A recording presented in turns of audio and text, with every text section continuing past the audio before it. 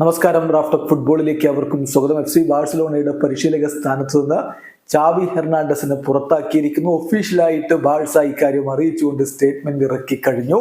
2024-25 season വരുന്ന സീസണിലേക്ക് ചാവി Hernandez കോച്ചല്ല. അക്കാര്യം ചാവിയെ ലാപ്പോട്ട അറിയിച്ചു കഴിഞ്ഞിരിക്കുന്നു. ഒഫീഷ്യൽ സ്റ്റേറ്റ്മെന്റിലേക്ക് ഒന്ന് പോകാം. മീറ്റിംഗ് നടന്നിരുന്നു. അതിൽ പ്രസിഡന്റ് ലാപ്പോട്ട ഇൻഫോം ചെയ്തിരിക്കുന്നു ചാവി ഹെർണാണ്ടസിനെ. അദ്ദേഹം ബാഴ്സലോണയുടെ പരിശീലകനായി അടുത്ത സീസണിൽ തുടരില്ല.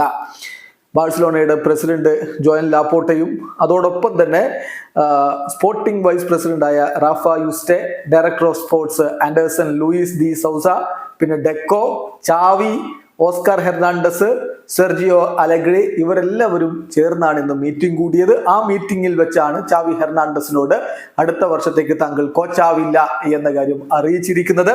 FC ബാഴ്സലോണ ചാവിക്ക് എല്ലാവിധ നന്ദിയും അറിയിക്കുന്നു. അതോടൊപ്പം തന്നെ അദ്ദേഹത്തിന്റെ ഭാവിയിലേക്കുള്ള ഭാവുകങ്ങളും നേരുന്നു.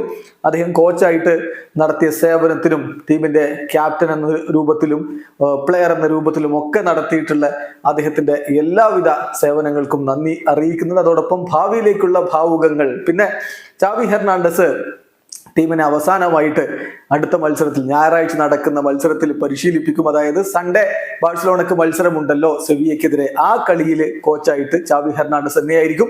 അതിനുശേഷം അദ്ദേഹം പടിയിറങ്ങുകയാണ്.